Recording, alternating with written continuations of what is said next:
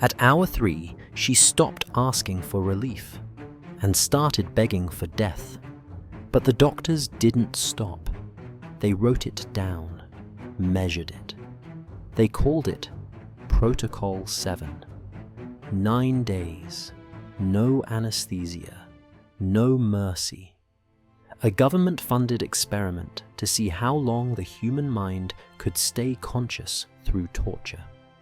She screamed until her voice dissolved into sound, and they kept her alive for 6 more days to study the aftermath. Her name was hidden for 35 years. The doctor who did it published 14 papers and never faced a single charge. Because everything you're about to hear was legal. If you value the record, subscribe. When the ledger closes, the bones still speak. The story begins in the spring of 1968, inside a research hospital on the American East Coast. The hallways looked sterile. White tiles, fluorescent light, stainless steel trays that gleamed like instruments of order. But behind one soundproof door, the air carried something that didn't belong in medicine. Screaming. Nurses said the first hour sounded like pain. By the second, it sounded like panic. By hour 3, it didn't sound human anymore. That's when the lead researcher, Dr. Marcus Whitfield, began taking notes. He wasn't a monster in appearance. No bloodstains, no sadism, just the calm precision of a man who believed he was serving science. Every plea Helen made, "Please stop, help me, I can't take it," became an entry in a data log. Each tone, pitch, and word was categorized, time-stamped, and marked with a number. They called it language degradation under sustained stress. To Helen, it was hell measured by clipboard. The experiment's goal was clinical, to identify the precise moment when consciousness breaks but life continues, when the mind detaches from the body yet refuses to die. To achieve that, sedation was forbidden. Pain relief was data contamination. Silence meant progress. By hour 6, she'd lost the ability to speak words. Her throat was raw, her vocal cords torn. The notes describe it clinically. Subject producing sustained tones, indicating continued awareness. In plain English, she was still awake, still feeling everything. Nurses whispered prayers outside her door. 2 of them quit the next morning. Dr. Whitfield replaced them within hours. The study couldn't pause. Funding from the Department of Defense required uninterrupted data collection. And somewhere in the hospital's accounting office, that agony was being converted into numbers. Expenses, stipends, grant payments. The system that built modern medicine wasn't fueled only by discovery. It was built, sometimes literally, on endurance and silence. Helen's pain was legal. Her suffering was documented. Her body was turned into a measurement. And that's where the question begins. If the law allowed this, if every signature, stamp, and report was in order, then what exactly makes something immoral? To understand how Protocol 7 could happen, you have to understand the world that allowed it. 1968 was not a medieval nightmare. It was the height of modern confidence. The United States was preparing to land on the moon. Color televisions glowed in suburban living rooms. Science was worshipped as progress, and doctors stood at the altar. In that moment of optimism, the hospital was the temple of reason. Its priests wore white coats, carried clipboards, and spoke in a language only they understood. When a doctor spoke, families obeyed. When a patient signed a paper, it was an act of faith, not understanding. This was the golden age of paternalism, a system built on the belief that the physician's authority was absolute. You didn't question the treatment. You didn't read the forms. You trusted. That trust was not naivety, it was cultural design. The war generation had grown up believing authority kept chaos away. Generals, presidents, doctors. The same obedience that built armies now built hospitals. And behind every smiling doctor's portrait in the hallway stood a legal structure that protected him completely. After World War II, the world swore, never again. The Nuremberg Code demanded voluntary consent for human research. But within a decade, American lawyers had rewritten the phrase voluntary consent into something softer, safer, consent when medically possible. A tiny change of words, an enormous hole in morality. That hole was called medical necessity. If a physician decided an experiment might lead to valuable knowledge, he could bypass consent entirely. If he decided sedation interfered with data, he could remove it. If a patient protested, it could be labeled psychological distress, not refusal. The law, in its cold neutrality, sided with the clipboard. By the 1960s, this logic had spread everywhere. Radiation studies on pregnant women, LSD trials on soldiers, surgery on the mentally ill without anesthesia. For observation, each one carried an approval stamp, a grant number, a justification. Each one had its own Helen. Protocol 7 wasn't created in a vacuum. It was the logical next step in a world where compassion required paperwork. The hospital that hosted it was not a secret bunker. It was a gleaming university medical center. Its research wing funded by federal grants and pharmaceutical companies. Its administrators attended charity galas. Its doctors lectured at conferences on ethical innovation. And yet, in one of its lower floors, they were mapping pain as if it were geography. The language of that world concealed its cruelty. Pain was response. Screaming was vocalization. Terror was subject compliance fluctuation. To turn a human into a statistic, all you needed was vocabulary. Inside the hospital's administrative offices, each research program had a budget line. Protocol 1 through 6 studied new anesthetics, blood pressure responses, and tissue regeneration. Protocol 7 had one defining phrase in its mission statement: determine threshold at which cognitive awareness ceases under sustained nociceptive stimulus. Translated from jargon, find out how long a person can stay conscious while being tortured. No one saw the word torture. It wasn't written anywhere. What they saw were numbers, doses, durations, expected outcomes. When written in the language of science, pain looks like progress. That's how the system protected itself. No villainous intent, just careful phrasing. No screams, just data acquisition. By the time a nurse realized what the project truly was, it was already legal.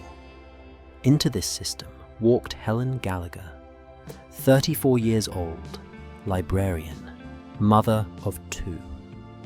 She arrived on a Tuesday morning in March carrying a referral letter and the quiet rust of a citizen raised to believe the system worked. She believed the doctors when they said, research wing. She believed temporary discomfort meant a few hours of testing. She believed in progress. The form she signed was standard. 6 pages of dense Latin and medical jargon. The same form every patient signed. Buried in paragraph 7 Subsection C was the sentence that sealed her fate. Patient agrees to participate in observational studies that may cause temporary discomfort for research purposes. Temporary discomfort. Two words that transformed agony into compliance. Two words that erased the need for consent. Two words that would echo through 9 days of controlled torment. When historians later uncovered the file, they found her signature neat and deliberate. No one forced her hand. No one lied to her directly. The cruelty lay in omission, not deception. That single form made everything legal. It allowed doctors to restrain her.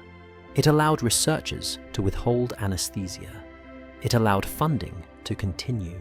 And because the law recognized her signature as consent, it allowed justice to look away. In 1968, hospitals had no ethics committees, no patient advocates, no review boards. If a senior physician approved a protocol, it was automatically considered ethical. The government didn't question, it financed. Universities didn't monitor, they published. That's the true meaning of paternalism. It wasn't one man's arrogance. It was a national faith in authority. And that faith created blind spots wide enough for atrocities to hide in plain sight. When Dr. Whitfield submitted his proposal, he described it as a pioneering study into pain thresholds. The reviewers praised his precision. The military sponsors praised its potential. Not a single reviewer asked who the subjects would be. Because in a system where the doctor is the moral compass, you never check the map. Helen never knew she was part of a legacy stretching back decades. The Cold War radiation tests, the prison drug trials, the CIA's behavioral studies. Each justified itself with the same argument. Knowledge will save lives. But at what cost? Every time science demanded progress, someone's body paid the bill.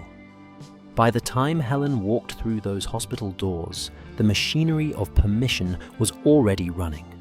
Her name would simply be inserted into a blank line on a pre-approved form. Within hours, her file was flagged red. Within hours, her body would belong to the ledger. Protocol 7 was ready. What happened next wasn't treatment. It wasn't even medicine. It was something colder. An experiment conducted by men who truly believed they were doing good. The tragedy of paternalism is that it never calls itself evil. It calls itself necessary. And in the name of necessity, Helen Gallagher was about to face the kind of pain that science could measure, but conscience could not. By Tuesday afternoon, her file was already moving. Stamped, initialed, catalogued. A red sticker at the corner of the folder marked one simple status: approved for human experimentation. To the staff, it was routine. To Helen Gallagher, it was invisible. She was still in the waiting room, filling out insurance forms, asking whether she could call her children before bed. She had no idea that her name had just entered a system designed to measure agony with scientific precision. At 2:15 p.m., the research coordinator reviewed her chart. Female, 34, chronic pain condition, cooperative temperament, no prior psychiatric resistance. The final line read, limited family support structure. That was the one that mattered most. It meant fewer visitors, fewer witnesses, fewer questions. Next to her name, written in blue ink, was a single word: perfect. Dr. Marcus Whitfield had been waiting weeks for that word. He was a rising researcher, meticulous, eloquent, adored by his peers. To him, pain was not cruelty, but data, and suffering was merely the body's dialogue with itself. He believed that through the study of pain, humanity could one day control it. He believed in the science of endurance, the way priests once believed in the soul. When Helen's file landed on his desk, he saw more than a patient. He saw an opportunity to prove a theory. He underlined one phrase in her medical notes: responsive under stress. Then he wrote a single instruction that changed everything. Proceed with baseline discomfort assessment. Maintain full awareness. No sedatives. By 4 o'clock, Helen was quietly transferred from the general ward to the research wing. The hallway was narrow, fluorescent, sterile. A sign at the entrance read, "Authorized personnel only." She was told it was for privacy. No one told her the walls were soundproof. Her husband received a phone call from a nurse explaining that she would remain overnight for observation. The voice on the line was calm, practiced, reassuring. He thanked them for their care. He did not know that the moment he hung up, his wife's fate was sealed. Inside her new room, everything looked ordinary. White sheets, a silver tray, a heart monitor ticking softly beside the bed. Only the cameras gave it away. 2 of them, one in each corner, red lights blinking in slow rhythm.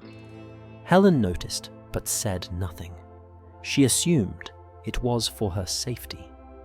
She smiled politely at the nurse who handed her a hospital gown. "We'll start your treatment in the morning," the nurse said. Helen nodded, relieved that something was finally being done. Neither woman realized that one of them would never sleep again. At 9 p.m., Dr. Whitfield entered the room. His voice was steady, professional, almost gentle. He asked about her children, complimented her composure, and spoke of mild discomfort, the term he preferred, clean and neutral. He didn't mention that in his private notes, mild discomfort was defined as the threshold immediately preceding collapse. He explained that she would not be sedated because awareness was essential to the procedure's success. She agreed, trusting his authority the way every patient in that era did. She did not see the stopwatch in his hand. Outside her room, the research wing hummed quietly. 2 assistants tested the recording equipment, calibrating the sensors that would monitor pulse, respiration, and vocal frequency. Every reaction would be logged, measured, and analyzed. They were building a map of the human threshold, a cartography of suffering. Every heartbeat was a coordinate, every scream a data point.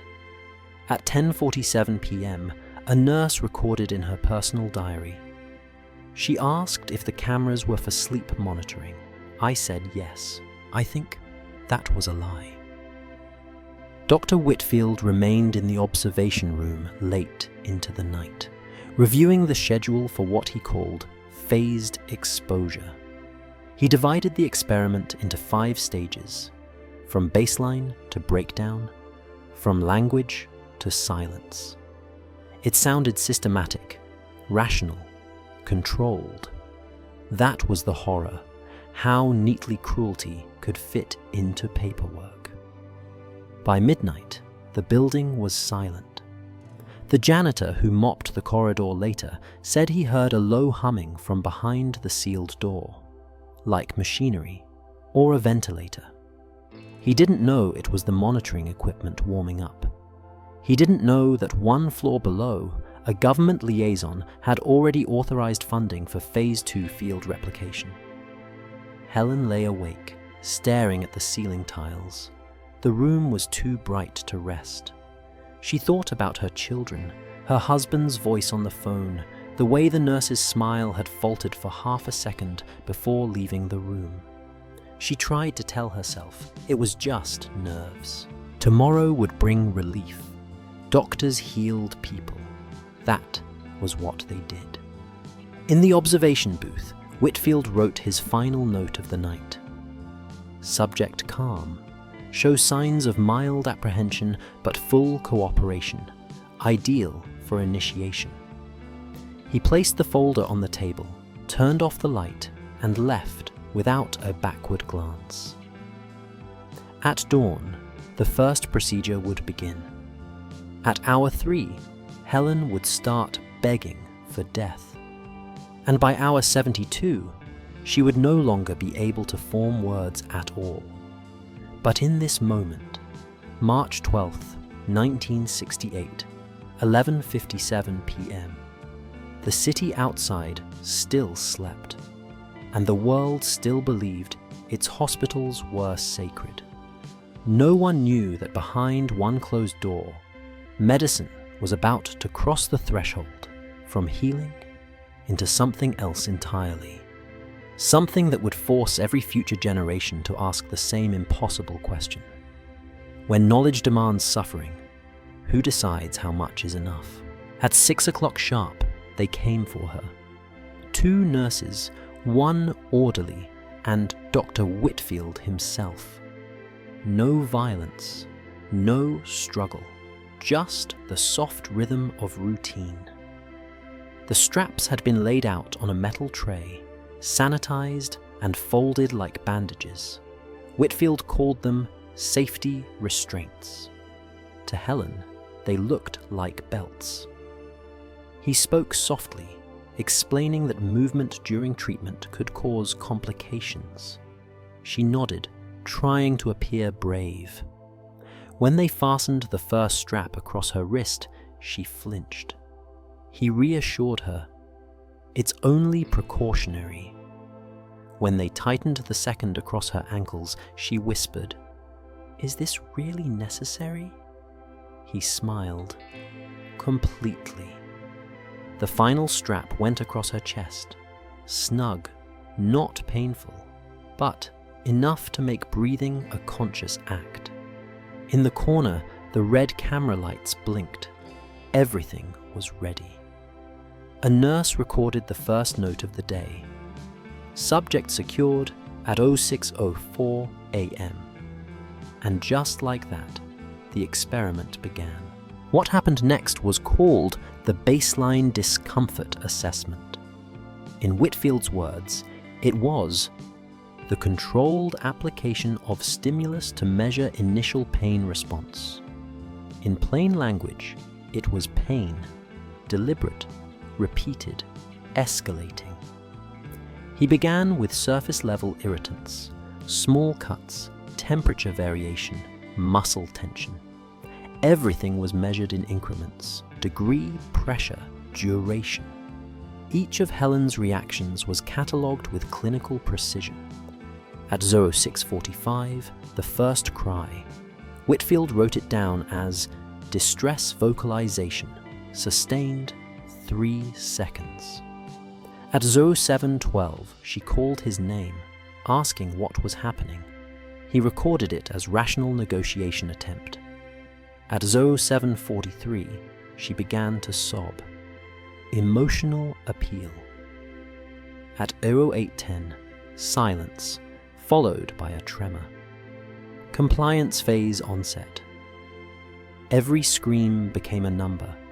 Every plea became a metric. The room was filled not with empathy, but with pens scratching paper. By hour 3, her voice began to crack. "Please," she said. "Please stop. Please, I can't." He interrupted only to tell her she was doing remarkably well. Then, he wrote the words that would define the entire study. Subject begging for termination of procedure. That single phrase would appear 14 times across his later publications. To Whitfield, her begging wasn't cruelty. It was confirmation. He had found the precise point where mind and body start to separate. Pain wasn't an accident of biology. It was, in his mind, a map. and she was the cartographer's ink. At 09:30, a nurse quietly asked if morphine was authorized. Whitfield said no. Sedation, he explained, would contaminate the data. That phrase, contaminate the data, became gospel. It turned agony into methodology. It transformed ethics into error. By the 4th hour, Helen's pulse was racing. Her hands clenched until her nails drew blood. The electrodes on her temples flickered with each surge of adrenaline. In the observation booth, Whitfield's assistants noted sustained awareness with satisfaction. To them, this wasn't horror, it was progress. One nurse later testified that she had to leave the room twice. She said she went to the chapel, knelt, and prayed, not for Helen's survival, but for her silence. The screams were audible through 3 layers of soundproofing. It was the only human noise left in a building that called itself scientific. At noon, they released the straps briefly, only to adjust the sensors. Helen tried to speak, but her voice broke. Her words came out hoarse, cracked, barely recognizable. One of the assistants leaned closer to record it on the tape. Whitfield wrote in the margin, "Vocal degradation observed, maintain awareness." He didn't see a woman, he saw a phenomenon. Outside the room, nurses passed with trays of medication for other patients, people healing, resting, recovering. The contrast was obscene. Behind one door, mercy. Behind another, its absence, sanctioned and paid for. By the end of the 6th hour, Helen had stopped resisting. Her breathing was shallow. Her eyes tracked movement, but without focus. Whitfield leaned in, watching her pupils. He whispered, "Almost there." Then, to his assistant, "Prepare for escalation." They dimmed the lights, adjusted the instruments, and prepared for what the documents later called Phase 2. Sustained stimulus series. It would continue for 30 hours. There would be no breaks, no sedatives, no permission to stop. The nurses weren't told what each phase entailed, only that it was for research integrity. One of them, Nurse C, would later tell investigators that she realized something was wrong when she saw the clock. It was 6 p.m., 12 hours after they began, and the subject was still conscious. She whispered, "How much longer?" Whitfield replied, "Until we reach silence." And that night, the hospital corridors were quiet. Most staff believed the research wing was empty.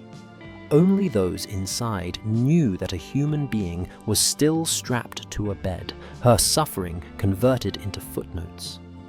By hour 14, Helen no longer screamed words, only sound, raw, animal, stripped of meaning.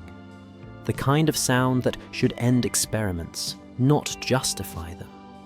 But for Whitfield, this was the pinnacle, the moment when pain surpassed language. He described it later as the threshold of transcendence. To the rest of the world, that word means spiritual release. In his papers, it meant something else entirely, the point at which a human being is still alive, but no longer capable of protest. In that moment, the system achieved what it was designed to do. It turned agony into data. It replaced conscience with compliance. And it proved that cruelty doesn't need monsters. It only needs method. By the morning of day 2, the research wing smelled of antiseptic and heat.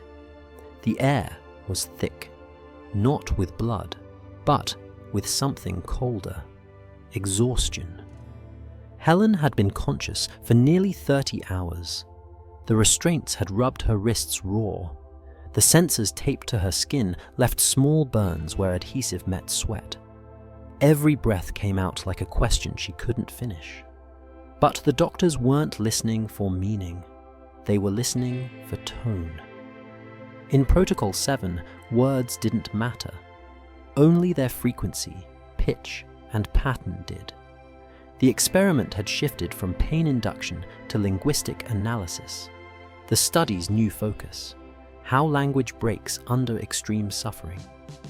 At 07:00 a.m., Dr. Whitfield began dictating into the recorder. Subject exhibiting verbal protest with decreasing coherence, proceeding to categorization. His assistants turned the knobs of the sound equipment, adjusting the dials until the screams came through in clean, sterile waves. Each outburst was transcribed, time-stamped, and assigned a label. They built categories for her pleas: rational negotiation, emotional appeal, religious invocation, surrender statement. It was the taxonomy of agony, classified like insects in glass jars. Every cry, stripped of context, became something measurable. At 08:10, Helen screamed, "Please, I'll do anything." Whitfield didn't look up. He simply said, "Emotional appeal, frequency B." At 08:47, she shouted, "God help me." He nodded to his assistant. Religious invocation, duration 6 seconds. At 09:02, she whispered, "Stop, I'm begging." He recorded, "Surrender statement, noted." Every phrase was absorbed by the machinery, replayed, slowed down, analyzed for tonal decay. Whitfield's notes from that day would later appear in a published paper titled The Neurolinguistics of Pain Response. He wrote, "Sustained distress produces predictable phonetic collapse, speech fragments into elemental sound long before loss of consciousness occurs. Translated, the human voice dies before the body does." By hour 40, Helen could no longer form complete sentences. Her words collapsed into syllables, short staccato bursts. The medical record described it clinically. Patient exhibiting non-lexical vocalizations, awareness confirmed via eye tracking. To Whitfield, it was perfect. The human mind was still inside, trapped behind a wall of broken language. He had found the threshold he was looking for, where communication becomes noise, and noise becomes silence that can still feel. One of the nurses, the youngest, began to shake. She'd been writing down the time codes of Helen's sounds, watching the second hand crawl forward. Every number felt heavier than the last. When she asked if they could pause for water or rest, Whitfield refused. "Hydration alters vocal tonality," he said. The nurse bit her lip and kept writing. Her notes from that day would later resurface in testimony. "We were told to ignore meaning, but I could still hear the begging." At hour 45, Helen vomited. The restraints kept her from turning her head. A nurse rushed forward, but Whitfield stopped her. "Observe. Record." The nurse froze. Helen choked, coughed, gasped for air. When she recovered, her first sound wasn't a cry. It was laughter, short, high-pitched, uncontrollable. The assistants looked uneasy. Whitfield called it hysterical phase onset. He wrote, "Subject displays inappropriate affect, consistent with cortical fatigue." In plain English, she was breaking. The laughter didn't last. By the next hour, her voice had lowered to a single tone, long, guttural, stripped of speech. Every few minutes, a sound escaped her, somewhere between a moan and a hum. The monitors registered it as consistent, rhythmic, almost mechanical. Whitfield smiled faintly. "Conscious," he said. "Still conscious." That word, conscious, repeated throughout the files. It appeared 47 times in the logs from days 2 and 3. Each repetition meant another hour of awareness. Each one was a small victory for the experiment and another nail in Helen's sanity. Nurse B later told investigators that she started counting the seconds between the sounds, whispering the numbers under her breath as if rhythm could make it bearable. 3 seconds of quiet, she said. Then another sound. Then 3 seconds. I prayed for 4. By hour 50, Helen's body began to tremble uncontrollably. Whitfield noted, "Muscle response involuntary, conscious resistance minimal." He leaned in, studying her face. The eyes were open, focused, still aware. He whispered, almost to himself, "Fascinating." Then louder, to the room, "Proceed with phase 3. They increased the intensity of the stimuli. No screams this time, only breath, short and shallow. A single tear slid down the side of her face. The nurse reached to wipe it, but Whitfield stopped her hand mid-air. "Don't interfere," he said. "It's part of the process." That's how far the system had fallen. Mercy was now contamination. Compassion was error. And the sound of a woman's breaking point had become evidence. At 11 a.m., Whitfield recorded a final note for the session. "Subject entering pre-dissociative state. Recommend continuation." Then he removed his gloves, placed them neatly on the tray, and left the room. The door sealed shut with a hydraulic hiss. Inside, Helen's body quivered against the restraints. Her breathing slowed. The nurse sat beside her for a moment, after the team left, unable to move. She whispered, "You're not alone," even though she knew the cameras were still recording. Helen's eyes flickered, as if she understood. Then another sound escaped her throat. Faint, wordless, human. Outside, the monitors kept beeping in perfect rhythm. Every one of them registered life, but none registered meaning. That day, the hospital logged another 12 hours of data. The report called it productive. The staff called it procedure. History would later call it torture. While Helen's screams echoed behind soundproof glass, the rest of the hospital carried on as if nothing had changed. Doctors made their morning rounds. Carts clattered down polished corridors. Children laughed in the pediatric wing. Somewhere, someone was being discharged with flowers in hand. Only one floor above, another kind of ritual unfolded, quieter, cleaner, infinitely colder. The Research Oversight Committee met every Wednesday at 10 a.m. 12 men in suits, 2 women in pearls, all sipping coffee beneath a framed motto on the wall. Progress through precision.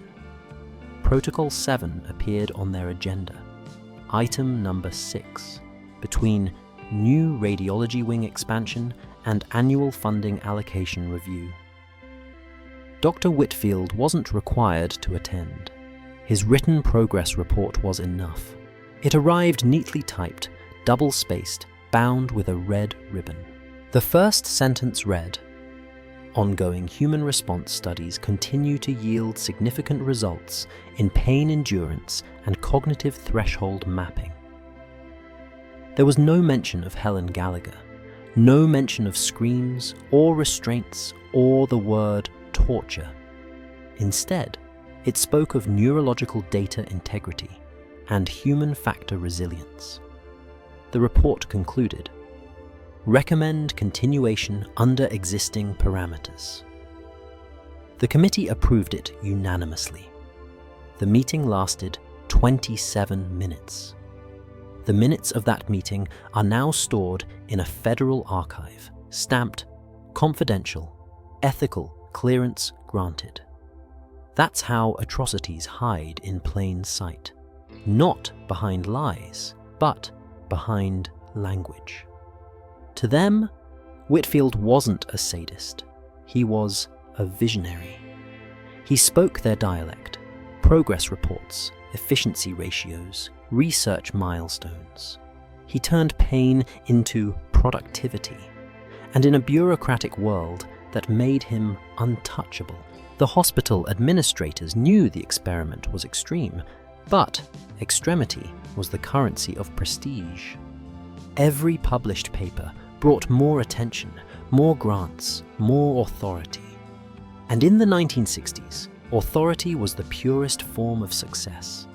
One dean would later tell investigators, "We assumed the research was harsh, not inhumane." The difference, of course, is paperwork. While Helen begged for mercy, administrators signed invoices. One document from 1968 lists a line item: experimental subject monitoring equipment, $4,000 to $200. Another, soundproof renovation for research suite, $6,000.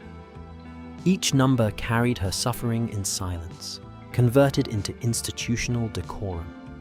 Whitfield's superiors loved his composure. He never raised his voice, never appeared emotional, never broke protocol. He was, in every sense, the perfect bureaucrat, efficient, polite, and utterly detached. To his peers, he embodied what modern science aspired to be: objective. But objectivity, when stretched far enough, becomes cruelty without friction. He wasn't driven by hatred. He was driven by order. He wanted to understand pain, not end it. He wanted to chart suffering like an astronomer charting stars. And in a world that worshipped rationality, no one saw the abyss beneath that logic. Inside the observation booth, he moved like an accountant of agony. Stopwatch in one hand, pen in the other. Every tremor, every moan, every pulse change, recorded, time-stamped, filed. He spoke to his assistants as if dictating ledger entries. Mark the tone at 0412. Confirm distress plateau. Maintain stimulus consistency. Each phrase erased a little more humanity from the room. Soon, even the nurses stopped referring to Helen by name. She became the subject, then the data set. Finally, just the sound. By day 3, the hospital administration received a midweek update. Whitfield's summary read, "Subject remains responsive. Data collection proceeding within expectations. No anomalies." That word, anomalies, was their insurance policy. As long as nothing unpredictable happened, no one had to care. In the cafeteria, the nurses from other floors joked about the mystery wing. They'd heard rumors of military funding, experimental trials, classified research. But rumors, in hospitals, die fast. Everyone is too busy surviving their own shifts, and the few who knew the truth were already bound by silence. One nurse, the same one who prayed in the chapel, finally approached a supervisor. She tried to explain what she'd seen, what she'd heard. The supervisor listened quietly, then handed her a form. "Write a report," he said. "Keep it factual." She did. 2 days later, she was reassigned to the geriatric ward. Her replacement arrived that afternoon. That's how the system maintained itself. Not through fear, but through professionalism. No threats, no violence, just endless forms. Each signature another layer of insulation between conscience and consequence. And at the top of it all sat Whitfield, calm, composed, convinced. In his mind, the suffering below was not horror. It was evidence. Evidence that the human mind could endure what no machine could replicate. Evidence that pain, studied properly, could teach medicine to control it. He saw himself not as a torturer, but as a pioneer of human resilience. The assistants around him began to adopt his tone. Their reports mirrored his phrasing. Their notes grew clinical, detached. Even when they flinched at the sounds from the room, they corrected themselves. Posture straight, eyes on the data. Compassion was unprofessional. Objectivity was survival. By the fourth night, Helen's body had become an instrument, and Whitfield was its conductor.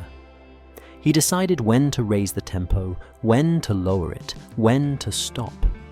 He decided what counted as pain, what counted as progress. And above him, 12 administrators in suits nodded over coffee, calling it science. That was the brilliance and the horror of the system. It didn't require cruelty to function. It required obedience. And obedience, dressed in procedure, looks almost holy. In a single week, the hospital had managed to turn a woman's screams into paperwork, and paperwork into prestige. They called it innovation. The newspapers called it advancement. Only later would history call it what it was. A miracle of efficiency, built entirely on the destruction of one human soul. By the third morning, the hospital smelled different. Not like disinfectant anymore, but metal, heat, and fear. The air itself had a weight, a strange pressure that made everyone whisper without knowing why. Down the corridor, behind the heavy steel door marked Research Wing, authorized personnel only, a human being had been awake for 72 hours.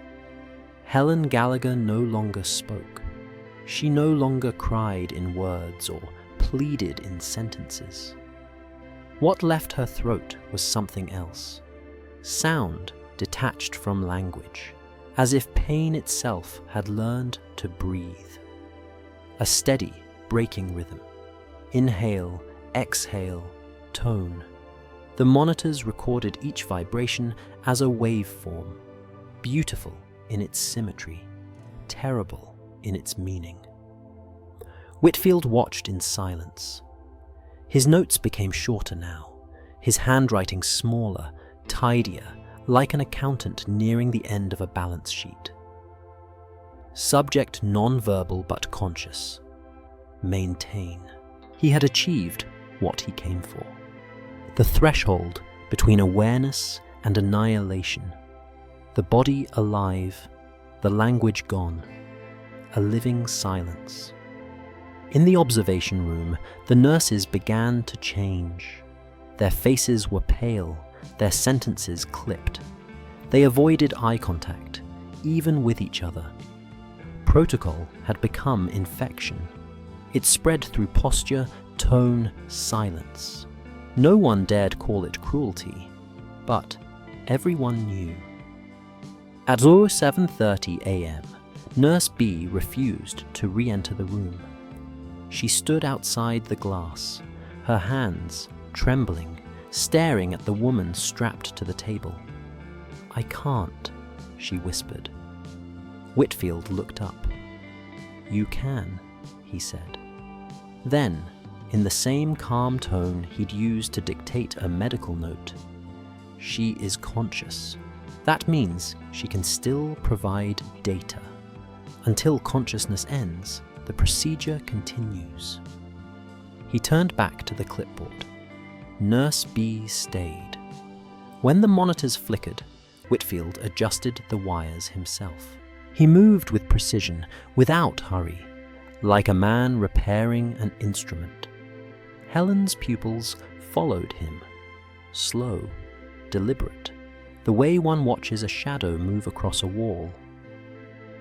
That eye movement was the only proof that she was still inside her body. He noted it with satisfaction. Cognitive retention confirmed. At hour 74, her breathing changed. Shorter, sharper, mechanical. Her chest rose in small tremors. She made a low, sustained sound, not a scream, not speech, but vibration, endless and circular. The audio equipment captured it as a perfect frequency, 216 hertz. The technician wrote it down, not realizing he'd just documented what a soul sounds like when it tries to stay alive. The sound didn't stop. It filled the room like a siren no one could hear properly. It seeped through the ventilation ducts, into the hallway, into the cafeteria 1 floor up. People paused mid-conversation, unsure what they'd heard. A hum, maybe. A generator. But the nurses knew. Inside the research wing, one of them, the youngest, began to cry silently.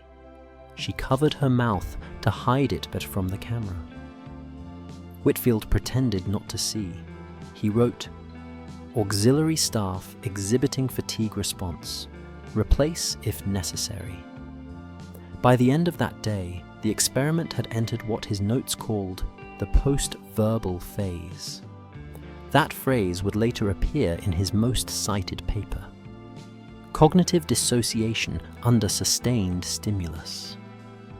He described it as a rare opportunity to study consciousness in its purest form, unmediated by speech.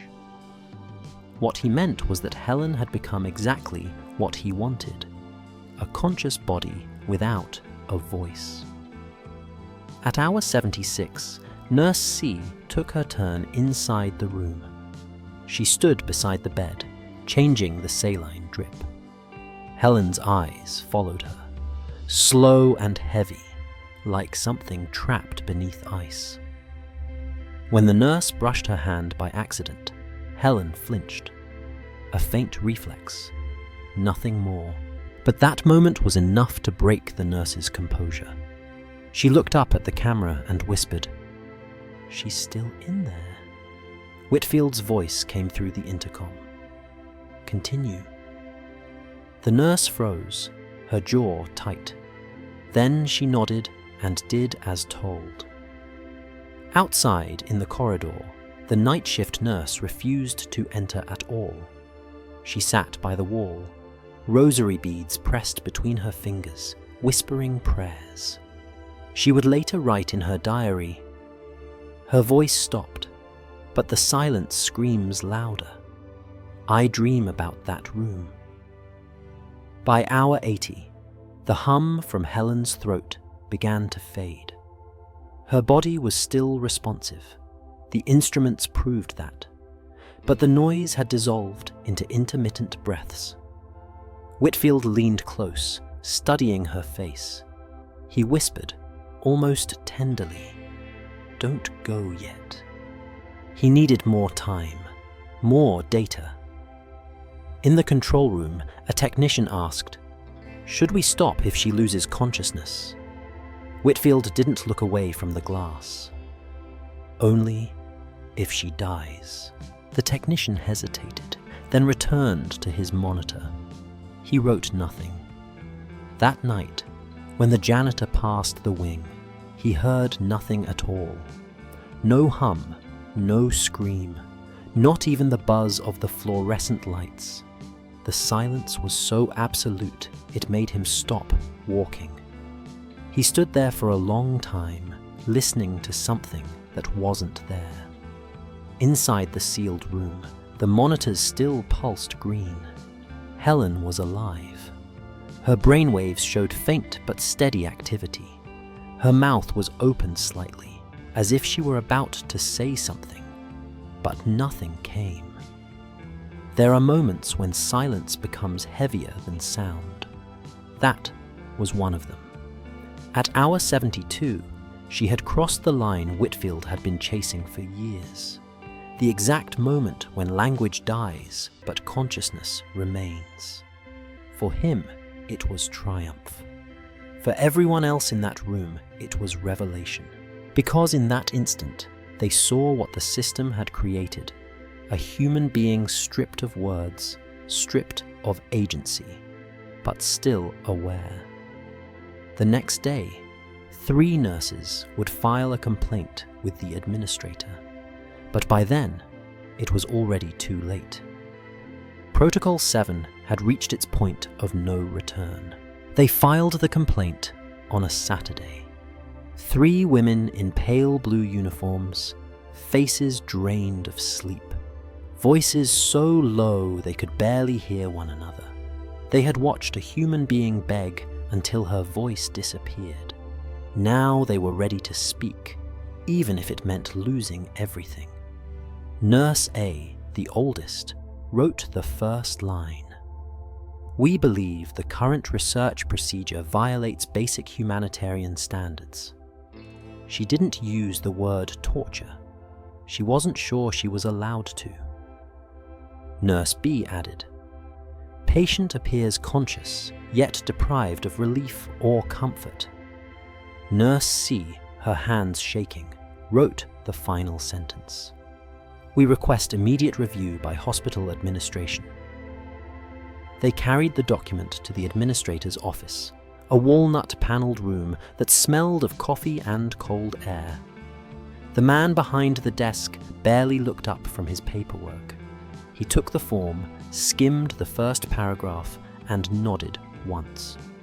"Protocol 7, he said, as if naming a storm he'd already weathered.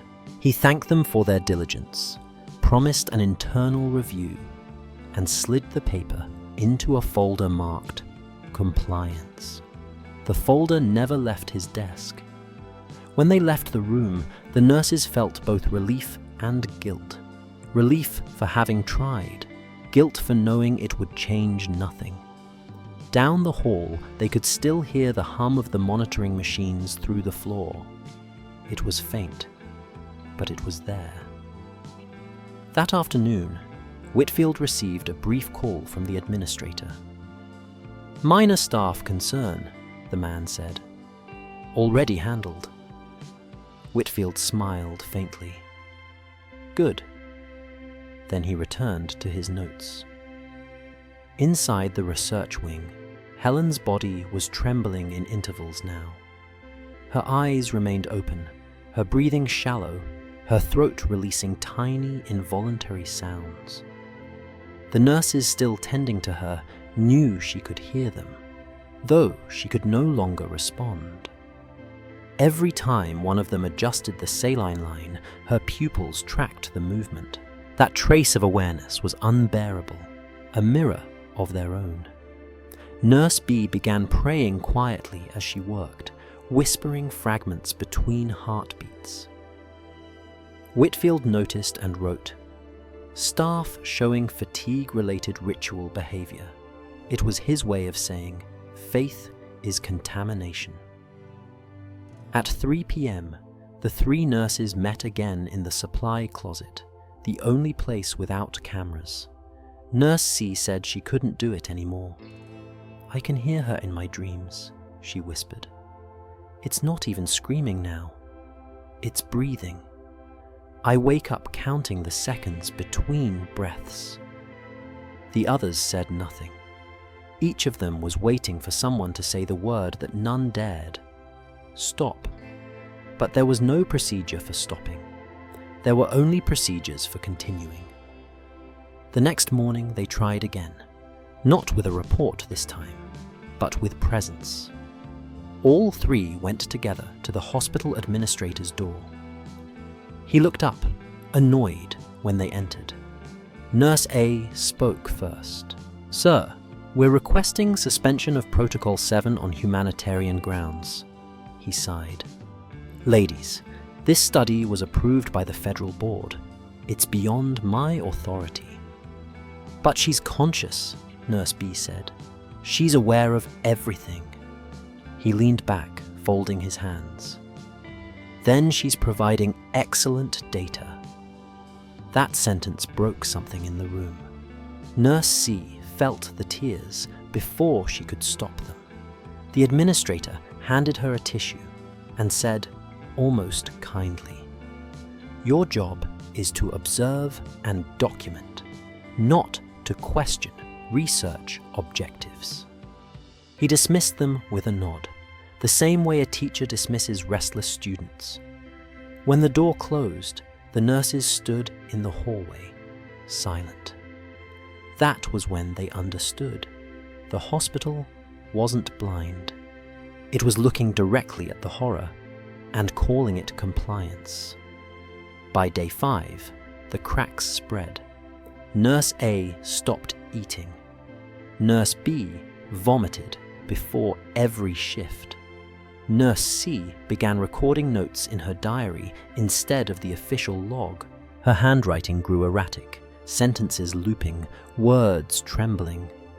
"She's still alive," she wrote. "They don't care. We're part of it now." During the evening shift, Helen's vital signs began to fluctuate. Her heartbeat slowed, then spiked, then steadied again. Whitfield noted it with fascination. Subject demonstrating resilience beyond expected parameters. He sounded proud. At 11 p.m., Nurse C reached her breaking point. While Whitfield stepped out to take a phone call, she approached the bed. She placed a damp cloth on Helen's forehead, whispering, "I'm sorry." For a brief moment, Helen's eyes shifted, meeting hers. It was only a flicker, but it was enough.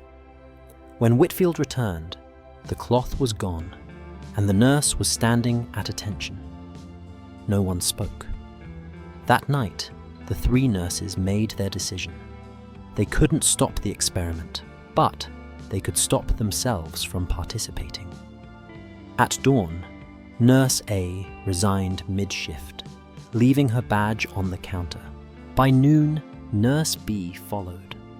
Nurse C stayed one more day because someone had to record what happened next.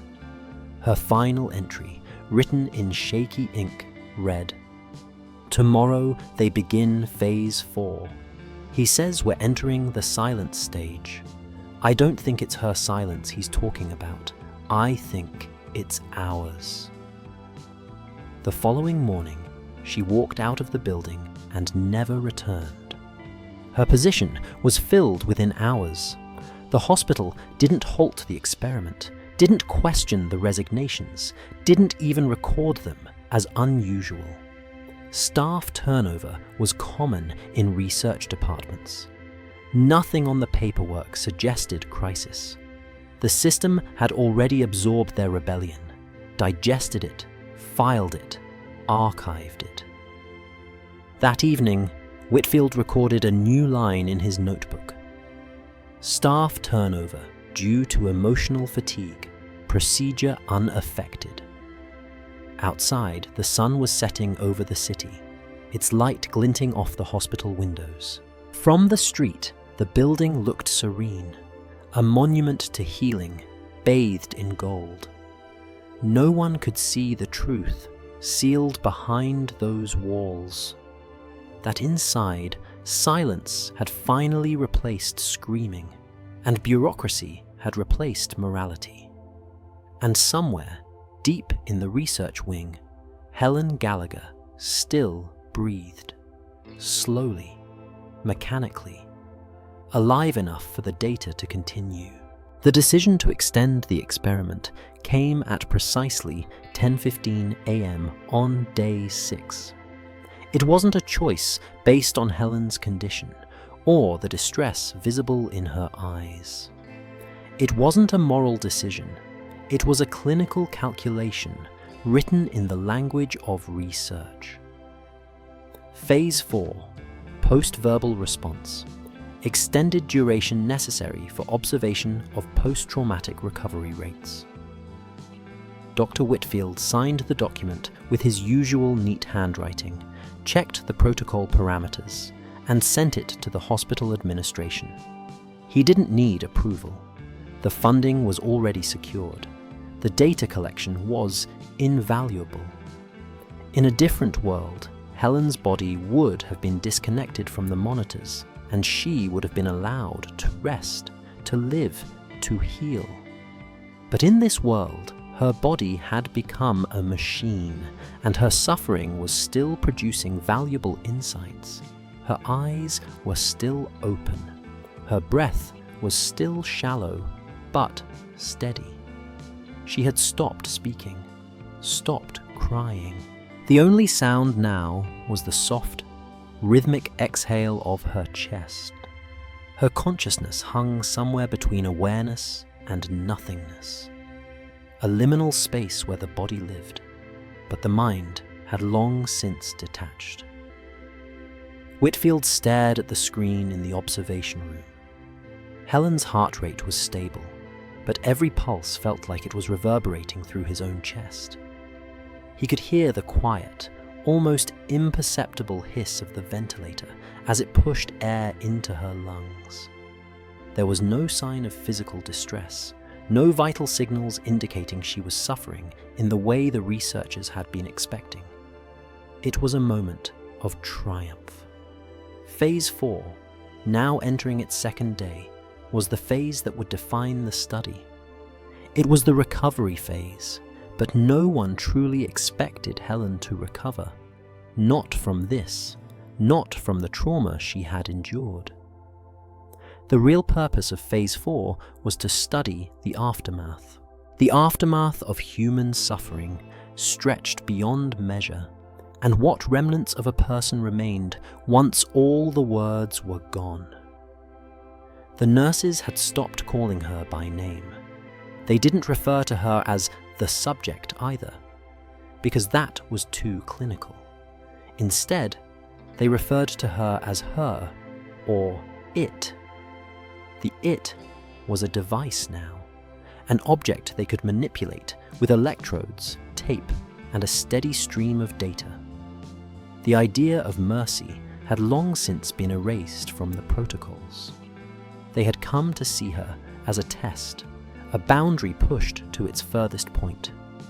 Whitfield himself no longer saw a human being when he looked at Helen. He saw results, a pattern he could map, a threshold he could measure. By the time they reached hour 144, the final stretch of what was supposed to be the post-traumatic phase, Whitfield stood in front of the monitors and made the decision to extend Helen's life for 6 more days. He did it without consulting anyone. He didn't need to. There were no ethical guidelines for this kind of decision. No one had ever pushed a human body this far before. He would be the first to capture that data.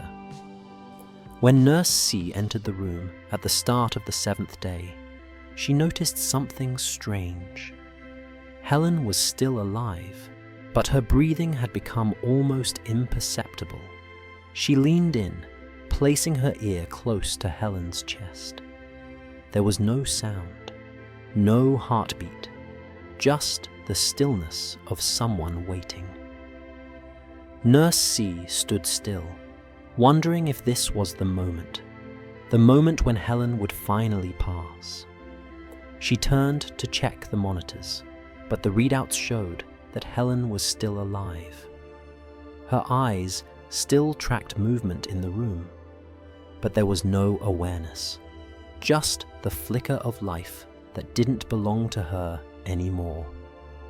At 2:00 p.m., Whitfield entered the room for the first time in hours. He stood silently, watching the monitors with a cold, detached gaze. The decision to prolong the experiment had been made. Helen had endured longer than any subject in his previous studies. Her body had crossed the threshold into something Whitfield found profoundly fascinating: the limit of human endurance. He could see that she was no longer fighting. She had stopped begging for death. There were no more desperate cries. Helen had finally gone beyond any reaction he had recorded in any of his subjects before. But that was the point. The point was not her pain. It was the fact that her mind was still tethered to this world, despite the suffering. Whitfield saw that as victory. He would later write, "Subject remains responsive, not physically, but cognitively. This represents an extraordinary dataset for future studies." The room was quieter than it had ever been. Nurse C looked at Whitfield and asked softly, "How long do we keep her?" Whitfield's eyes never left the screen. "As long as we need to." There was no hesitation in his voice, no compassion, no second thoughts. Just the calm, inevitable logic of the experiment. Helen had become an object, a source of data that stretched time and logic. Her body remained tethered to this world, but her soul, her consciousness, had left a long time ago. The physical evidence of life remained, the pulse, the breath, but it was hollow, like an empty shell. By hour 180, they had kept her alive for 6 more days. Whitfield had written the final line in his notes. "Subject remains viable." But the irony lay in the fact that Helen was no longer a subject of the study. She had become a tool for others to wield. Her existence was nothing but a measurement, a set of data points that could be collected and recorded. At 6 a.m. on the morning of the 7th day, Whitfield ordered the experiment to continue. The nurses, exhausted and emotionally broken, followed orders without protest. They continued to monitor the data, adjusting electrodes, adjusting the saline drip, adjusting the machines. They kept Helen alive, and in doing so, they sealed her fate. At the end of the 7th day, her breathing slowed. Then, at 10 p.m, her heart rate flatlined. For the first time in nearly a week, Whitfield made a note. Subject no longer responsive. Terminate experiment. But by then, no one remembered the woman who had started this, Helen Gallagher. Her name had been erased, her identity dissolved into clinical reports. She had become a footnote in a study no one would ever be able to erase. Helen had survived, but at what cost? Her suffering had created a legacy of progress, but no one could answer the question of what she had become in the process. By the time Helen's body was finally removed from the observation room, it had already been too late for everyone involved. The experiment was over, but its consequences were just beginning to seep through the hospital's pristine walls. Dr. Whitfield recorded the final data point in his notes. Subject expired at 10 p.m. post-phase 4. No emotion, just precision. Helen was now just another data point, a nameless statistic in a study that would never be forgotten by the scientific community. But that night, the first cracks began to show. The nurses who had stood witness to her suffering started to feel something they couldn't categorize. They'd seen death before, but they'd never seen it like this. And this wasn't just death. It was the stripping of everything that makes a person human. It was the systematic removal of voice, agency, and soul, all in the name of science. Nurse C was the first to go. She didn't return to her shift after the experiment ended. She sent in her resignation, brief, clinical, just as she had been taught. It was a clean break, but everyone knew it was more than that. She didn't say goodbye. She didn't explain. She simply walked away from a career she'd spent years building. Nurse A and Nurse B followed soon after, their exit quiet but inevitable. The nurses hadn't just watched a woman die. They'd watched her lose everything, and in doing so, they'd lost a piece of themselves. When they submitted their resignation letters, they weren't confronted by angry administrators or reprimanded by their supervisors. They were met with indifference, a system that had already moved on. The paperwork was filed, the experiment was closed, and in the sterile corridors of the hospital, another group of nurses was already being trained to replace them. For Dr. Whitfield, the end of the experiment marked nothing more than a victory. He wrote up his findings, submitted his papers for peer review, and accepted the accolades that followed. He would receive awards. He would publish. His career would soar. But he would never face any consequence for what had happened in Room 7. To him, it was a moral vacuum. There was no right or wrong, just data and progress. The legal system had allowed it. The hospital administration had endorsed it. There were no ethical violations, only protocols, checkboxes, signatures. And as long as the system functioned on paper, the suffering didn't matter. Helen's body had been a tool for progress, and tools weren't held accountable. But what the hospital couldn't measure, what the administrators couldn't quantify, was the psychological toll. Helen's suffering wasn't just an aberration in a medical experiment. It was a moral fracture in everyone who had been involved.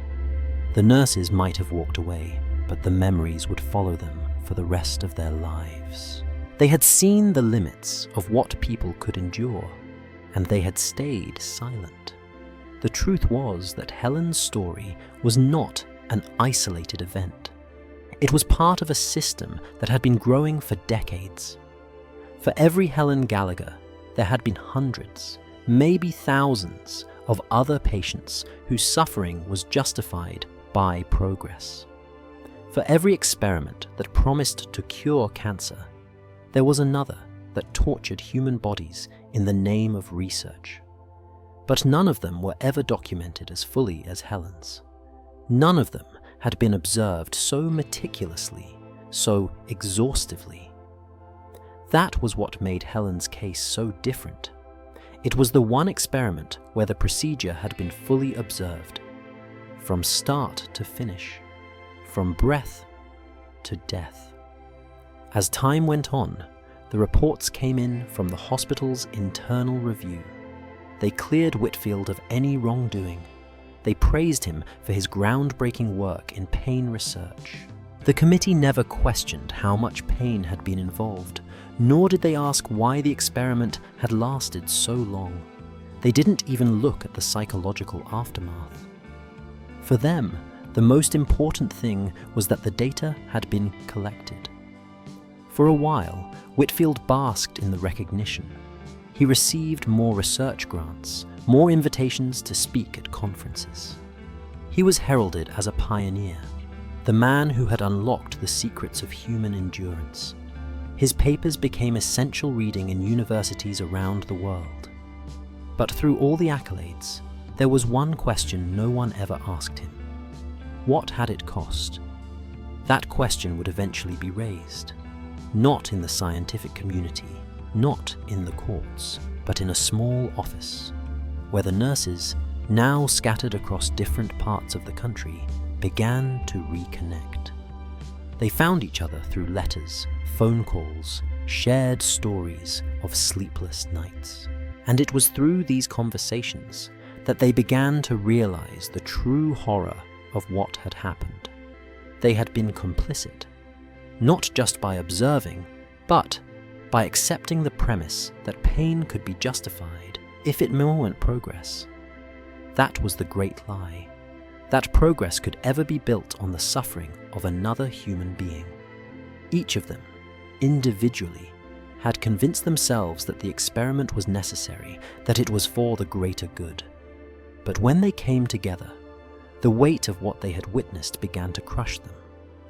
They had participated in something that couldn't be undone, a machine that ran on human suffering and was fueled by their own silence. In the years that followed, the hospital continued its work. It became a respected institution, its research division expanding. The files were archived, the records sealed. Helen's case was buried under years of bureaucratic red tape. But her name, though erased from history, still haunted those who had been part of her experiment. Dr. Whitfield, of course, never paid for his actions. His career flourished, and his name remained synonymous with innovation. But somewhere, deep inside, he must have known that there was a price that no amount of publication could ever erase. The nurses, too, would live with their memories. For the rest of their lives, they would wonder if the suffering they had witnessed could have been avoided. They would question whether the line between progress and cruelty could ever truly be defined. But the most haunting thing of all was the question that none of them could answer. Had Helen ever truly died? Or had she simply been forgotten? For almost a decade, no one spoke Helen Gallagher's name. Her death was not listed as part of an experiment. Her file was archived under a different code. Therapeutic Response Study, Subject 47. In the paperwork, she had been treated, not tortured. The experiment had been successful. And by the time anyone outside the hospital asked what those words meant, the men who wrote them had already moved on. In 1977, a single brown envelope arrived at the office of an investigative journalist named Karen Doyle. Inside were photocopies of handwritten notes, pages marked Protocol 7, and 3 signatures she didn't yet recognize: Whitfield, Daniels, and Lowe. There were also fragments of nursing logs, timestamps, heart rates, phrases like subject begging for termination of procedure, no patient name, no hospital listed, just the words March 1968. Doyle spent 6 months tracing the paper trail. At first, no one believed her. Medical experimentation on civilians had been outlawed after Nuremberg, people said. There were ethics boards now, consent forms, oversight. The past was over, but the documents didn't lie. She cross-referenced dates, staff lists, purchase orders. Every path led back to one address, a research hospital on the East Coast. The one that had built its reputation on innovation, on progress, on patient resilience. When Doyle called the hospital's press office, they denied everything. Then they called her editor. Then, weeks later, her phone began to click during calls. The sound of a line being recorded. She was advised to drop it. She didn't. In 1978, the Atlantic Ledger published her exposé, The Woman Who Wasn't Allowed to Die. It ran 23 pages, complete with leaked transcripts, diagrams of the research wing, and anonymized nurse testimonies. The story sent shockwaves through the medical community, not because anyone doubted it, but because everyone recognized its architecture. The paperwork was too familiar, the euphemisms, the way horror hid behind protocol. Congressional hearings followed. Hospital officials sat beneath fluorescent lights, speaking in the same antiseptic language that had justified the experiment a decade earlier. Words like context, scientific climate, necessary evil. They insisted nothing illegal had occurred, and technically they were right. Consent laws were vague, oversight boards non-existent. The law had been written to protect institutions, not people. One senator asked the question that silenced the room. If legality can coexist with torture, then what is law for? No one answered. Whitfield was summoned, but never indicted. He appeared calm, articulate, almost charming. He told the committee that his work had expanded the boundaries of human understanding. He said Helen had contributed, knowingly or not, to the future of medical science. When asked if he felt remorse, he paused for a long time, then said, "Remorse implies wrongdoing. We followed procedure." That was the essence of the system, procedure as absolution. By 1985, the hospital had renamed the research wing. The room where Helen had been restrained was demolished and rebuilt into a patient counseling center. A plaque was mounted on the wall, in memory of those who advanced medical ethics through sacrifice. No names, no details, just that word, sacrifice, as if history could be softened into gratitude. Whitfield continued to publish for another decade. His final paper, released in 1989, cited unprecedented breakthroughs in pain management derived from early human studies. That same year, he retired with honors. His obituary called him a pioneer of anesthetic research. Protocol 7 wasn't mentioned. As for the nurses, they scattered, each living quietly, uneasily. Nurse A died of a stroke in 1990. Nurse B lived long enough to testify in a 2003 ethics hearing when the sealed archives were finally opened. Nurse C refused every interview. She mailed one handwritten statement to Doyle before disappearing from public life. We were told to observe and document, but what we saw cannot be documented. We saw what happens when procedure replaces conscience. Doyle's article became required reading in medical ethics programs across the country. By 1990, the Patient Self-Determination Act was passed into federal law. For the first time, informed consent became a legal requirement, not just a courtesy. Every patient had to be told, in plain language, what was being done to them. Every hospital had to create an ethics board to approve research. Every doctor had to answer to something larger than progress.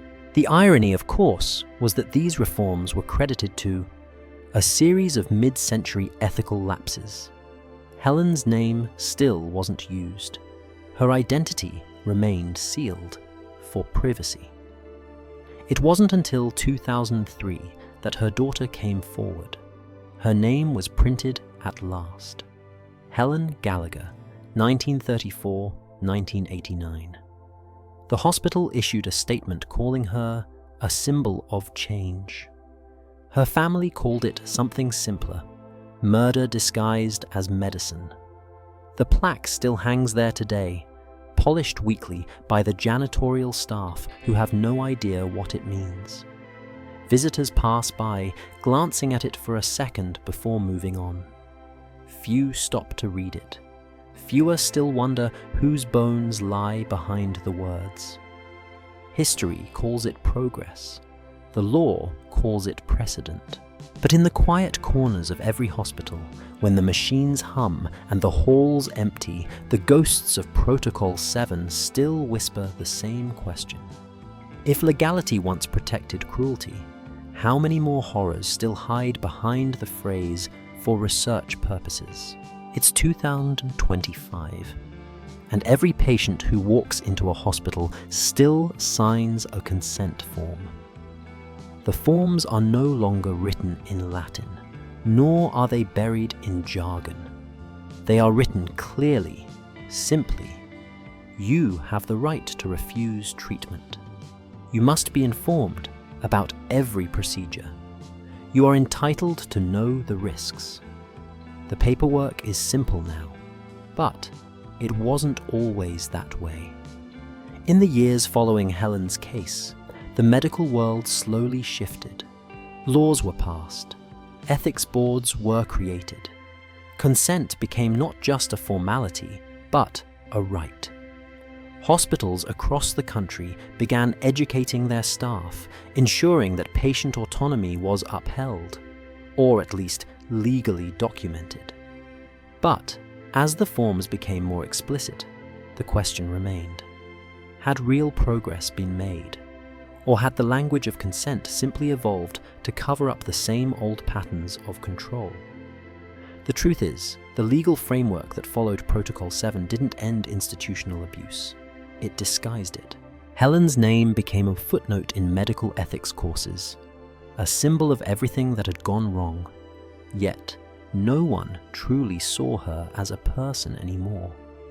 Her story, hidden for so long, became an example of how far we could push the human body, but also how far the system could go to justify itself.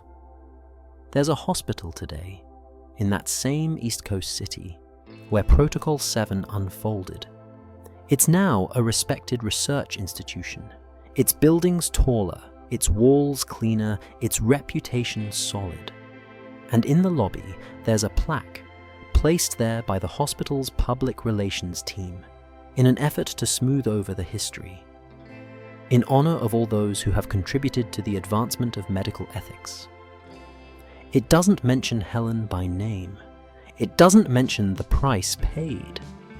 And yet, every patient who walks through those halls signs a consent form. Most don't read it. Most don't know how little those words matter when an institution is built on the idea that progress justifies suffering. The question that Helen's story raises is the same question that still lingers today. How much can a human body endure before it is no longer human? How much pain is acceptable when measured against the promise of science? In classrooms across the world, future doctors and nurses are taught about Protocol 7 as part of their ethics curriculum. It's seen as a cautionary tale, a black mark in the history of medicine. But those lessons often lack the deeper question: what happens when we forget the names of the bodies we've used for data? Every time a patient signs a consent form today, they are asked if they understand the risks. They are given the right to refuse. But that very choice rests on a foundation that is still built out from the same logic that allowed Helen to be tortured for the greater good. The forms are cleaner now, more explicit. But the fundamental question remains: is the consent we offer really ours? Or is it simply the system's permission to proceed, just as it was for Helen? We call it progress. We tell ourselves that ethics have evolved, that we now recognize the inherent value of every human being. But behind every research study, behind every new treatment protocol, there's still the shadow of Helen's story. Because consent isn't just a form you sign, it's a choice you make when you trust that the system will never betray you. But history has shown us that systems have a way of hiding their darkest truths. Helen's family never fully recovered from the weight of her suffering. Her daughter, who spoke out in 2003, never found peace. In an interview, she once said, "I spent most of my life hating them, the doctors, the system, the people who let it happen. But now I know I can't just hate them. I have to ask myself why I didn't see it, why no one else did. We've all been part of this." The truth is, we've all been part of it. Every time we sign a consent form without questioning it, every time we accept the idea that someone else's suffering is justified because of a scientific breakthrough, we've become complicit in the same system that allowed Helen's agony to be recorded as data. We are all still living in the legacy of that decision. The forms we sign today are clearer. The laws are stronger. But the questions Helen's case raised haven't gone away. In the sterile, quiet halls of every hospital, the silence lingers. And so do the bones. As for Helen, her story, once buried beneath bureaucracy, is now part of the history that shapes the ethics of modern medicine. But her name, her body, her soul, they are still waiting to be fully remembered. When we look at the forms we sign, the consent we give, we should ask ourselves, what does it truly mean to be informed? What does it mean to have a choice? And when we face the next experiment, the next protocol, will we remember the price of progress? If we don't, we risk repeating the same mistakes, making the same decisions that allowed Protocol 7 to happen. The question is no longer whether we can justify suffering for science.